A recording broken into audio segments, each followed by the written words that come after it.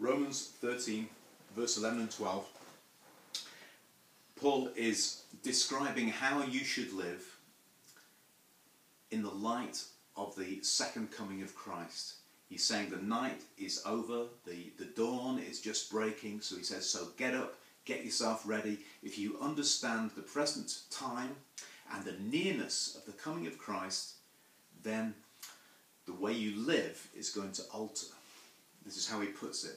So then, let us cast off the works of darkness and put on the armour of light. Let us walk properly, as in the daytime, not in orgies and drunkenness. You know who you are. Not in sexual immorality and sensuality, not in quarrelling and jealousy. So those who understand what time it is, in verse 11, will put off the deeds of darkness.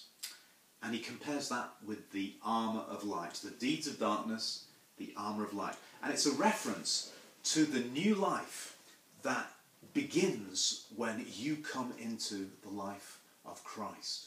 A whole new life. It's just like taking your pyjamas off in the morning and putting on fresh clothes. Because this is a new situation, you need new clothing, new outward appearance to go with the new situation. And so coming to Christ is just like that.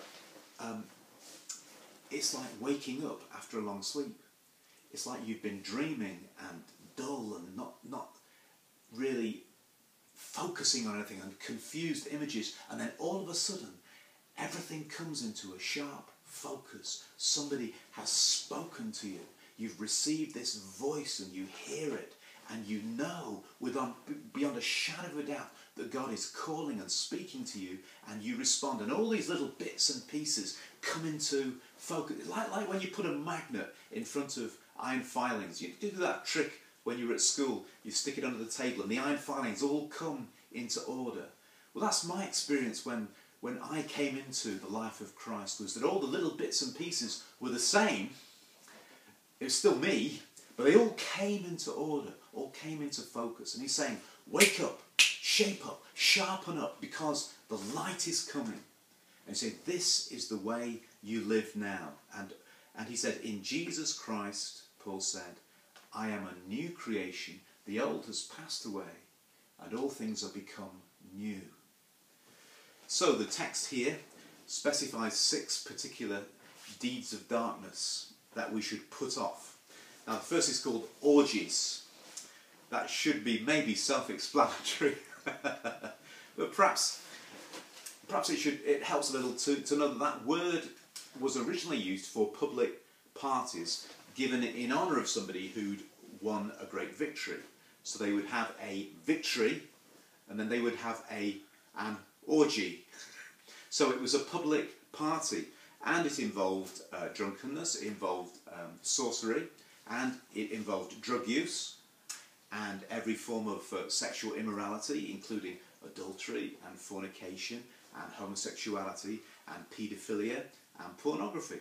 So all those things, and they're all documented. That's what a Roman meant by the word orgy. And these things are forever out of bounds for a Christian. So Paul is saying, put off the deeds that belong to the night. Put on the armour that belongs to the day. Now, the second deed of darkness is drunkenness. And this was a sin that in ancient literature even pagans would come against because it showed a lack of self-control. And that's the worst thing, isn't it? The Bible never teaches abstinence, but it always teaches self-control, moderation, and balance in all that you do. Even Paul calling to Timothy, say, take a glass of wine for your stomach's sake. But that's a million miles from advocating drunkenness. And how many people have fallen prey to the lie that they need alcohol to relax? It always gets me when I see the sign above a pub where it says, license to sell intoxicating liquor. You know, the word intoxicating means poison, toxic. License to give people poison to put into their system. Seems crazy, doesn't it? So alcohol is a tricky liar. We could even think that if I just have a few drinks, I will forget my problems. I will not worry about my bank account. I will loosen up. I will be the life and soul of the party. And sometimes people drink because they feel they need to fit in or prove they belong to a group. Or I've even heard of Christians who will drink because they say it's a way of reaching people for Christ. You can not make hard and fast rules about alcohol. You can say with absolute confidence that if you're using alcohol as a narcotic or as a stimulant in order to loosen your inhibitions, then you are stepping out of the will of God.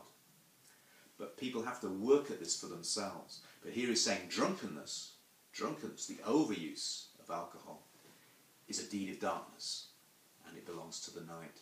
So he says, put it off, shake it off, and wake up and put on the armour of light, and do the deeds that belong to the day. May God bless you today. Amen.